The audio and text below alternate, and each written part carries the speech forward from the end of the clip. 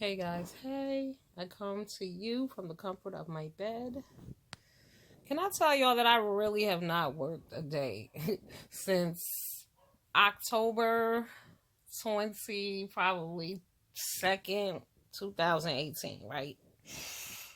And I took my ass back to work today for the first time ever. One of my homegirls called me. She was like, "You want to make some quick money?" I'm like, "Bet." And plus, I got to get back to work anyway. So she was like, "I'm going to hook you up with a job." So I called a lady. She gave me the job over the phone. She was like, "Listen, can you work tomorrow?" So I was like, "Bet." Oh my God. When I tell y'all I am exhausted, Jesus. I truly only work because I have to. If I ain't have to work, I wouldn't. I ain't even going to front. Hell no. Nah. Mm-mm. All right. What was I going to tell y'all too? Oh, listen. Do y'all pray? I hope that y'all pray. And I also hope that you guys are talking to your spirit guides, your loved ones, your ancestors, especially your dead ancestors. If your mama is deceased, your father, your brother, your sister, you need to speak to them and speak out loud. Now, let me tell y'all what happened. So, I was at the hospital the other day with one of my peoples. They wasn't feeling too good at all. So it had been a few days. So I said to them, "Hey, did you talk to my mother?" And they know my mom is deceased. So they was like, no. But they know how I rock. So they was like, no. I said, "You need to." And I always ask them, did they pray? And did you call on your loved ones and your ancestors and your spirit guides? So when I went back up there, they was moving homegirl to another room. So I said, all right. I got here just in the nick of time. I was out and something just said, "Go to the hospital right now." So when I went there, we moved rooms. So I say to her again, "Did you talk to my mother?" She was like, "No." So we sitting there. I'm on my phone, chilling. And this little old quiet white lady walks in the room. And she was like one of the chaplains. But she wasn't the chaplain that normally speaks to her. So it was like a fill-in chaplain. Can I tell y'all that the lady's name was Annie? That shit cracked me up. That's my mom's name, Annie. Yes. Hello. Now y'all tell me that ain't freaky. That shit ain't real. That's real right there. She was like, "Hi, my name is Annie. I came. I'm the some other lady asked me to come up and speak to you because she's not in today or something." I was like, "I told you you need to talk to my mama." So I'm telling y'all, you got loved ones, ancestors that have crossed over. Call on them. Speak to them out loud. So then, like I told you, I went to work. Didn't want to do that, but I did it. But I was like, damn, it's time for me to go to work again. I was saying that the other night, but I was like, no matter what you do, because I'm not a person who stress about shit. Stay calm, stay cool. I said, God, always work it out right on time. Like, things fall into place for me like the day before. So I never stress. But I'm human. Sometimes I'll be like, oh shit, my money getting tight. Especially when it comes to money. When my money ain't right, I can't sleep. So I was sitting there, and I've been sending my resume out to all these places or whatever. And I just started last week. And the reason why I did that is because I said, if I start looking for a job too soon, I'm going to get one. And I surely didn't want to go back to work before time. I want to go at the last minute, like right now, last minute. Anyway, but my friend, she live in New York. She live in the Bronx. And, she called me. She texted me. She didn't even call me. She was like, "Call this lady and tell her that I sent you, and she gonna hook you up." And she hooked me up. And I'm gonna tell y'all, that happened to me before too. This is why I tell y'all, do good deeds and be good to people. Cause one time, and this is some old white privilege shit, y'all peep this shit. Cause white privilege can work against you, and it can also work for you. So I was working at, what's that place called? Oh my God. Not Bath and Body Works. What's the other one called? The Body Shop. So we supposed to go to work one morning. The normal shift is at 10 o'clock. And if y'all know me, y'all know I don't, I sleep. I do what I got to do. So the lady was like, "Oh, you got to be in at 7. So the next day I come in at 7. Nobody's there. So the store opened at 10, and I was on the schedule anyway for that time. But I was like, fuck that. I'm going home. They ain't tell me nothing. Whatever. So I go. She called me and she was like, "Are you gonna come in today? We need to talk." So she was like, "Well, we're gonna have to terminate you or some bullshit." I said, "You know what? I quit. Fuck you." My mom's was like, oh my God, it's 2 weeks before Christmas. What are you thinking? And I was like, nah, I don't play that. I don't play them kind of games because it was disrespectful. The bitch told everybody else, but you forgot to tell me. No, ma'am.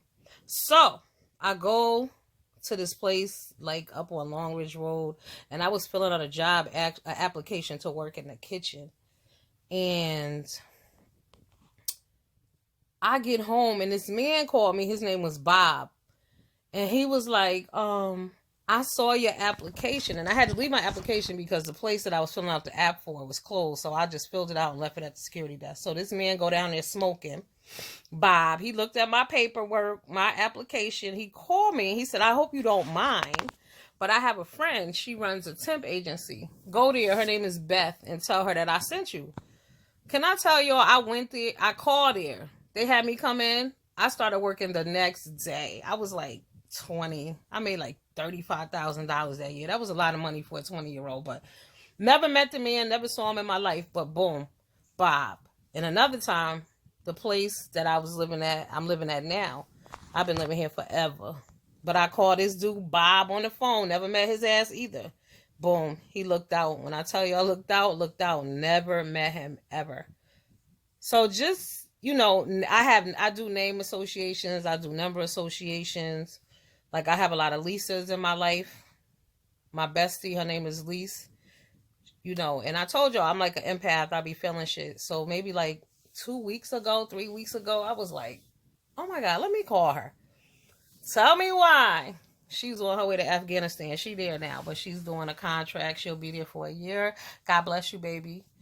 That's my ride or die right there. I love her to death. And she is a strong woman because I'm going to tell y'all, at 38, she joined the army. Real shit. Like she worked out. She got herself together because she needed to put her son through college. And she did that shit. And that's my homegirl. I love her to death. I met her in 7th grade. The first Haitian I ever met, that's my boo. That's what I tell y'all. Y'all don't know about Haitians, y'all better find out. They're my peoples. And then shout out to my girls too, Monty, Lisa, and Shy Love. It's good. Y'all best be good to people because I'm going to tell you, the girl that hooked me up with the job today, I met her. I started working at this insurance company like back in 2000. So she hooked me up with this job.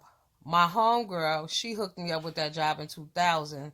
And then I went back to that job recently. I told you I got laid off twice from the same job. Nice still. And Sharon hooked me up with that job. So it's like, damn, everybody, you meet people for a reason, but be good to people. I'm telling y'all. I'm going to have to come back. We're going to do a video about Botham John. Yo, listen, something is wrong with a lot of y'all. Something is wrong with a lot of people, because I get accused of being a racist. And how could that be? I'm just pro-black. I love my people. It is what it is. I love everyone, but I love my people. How can I not love who I am? Like, fuck out of here. But that Botham John, that shit really bothered me on a whole nother level. I got a whole story written out. We should go live. I gotta get my tablet when I wake up. But it's disturbing on all levels. And then I saw a young black juror, a young lady. Y'all Google this shit. She was explaining why Amber Geiger was a victim, basically. She doesn't represent all the other police.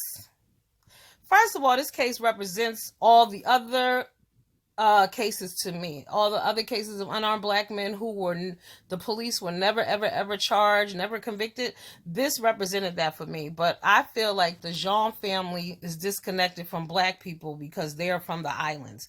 And black people, we need to start waking up too because we are slowly being pushed the fuck out the box. Pay attention because I'm telling y'all, in all the movies and TV shows like Hulu, pay attention. All them people y'all see on Hulu, those people are from the UK. The black people do not live in America. Think about it.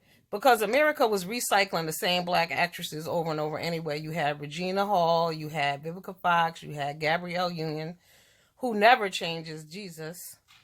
Angela Bassett, she's excellent, love her down. But we had the same actresses. But they have gone across the water. Even in the modeling industry, they are more African women, like These women are gorgeous. I mean, crayon jet black, beautiful. But they're phasing out black people. So we need to get on our game. But back to Botham Jean and his family. So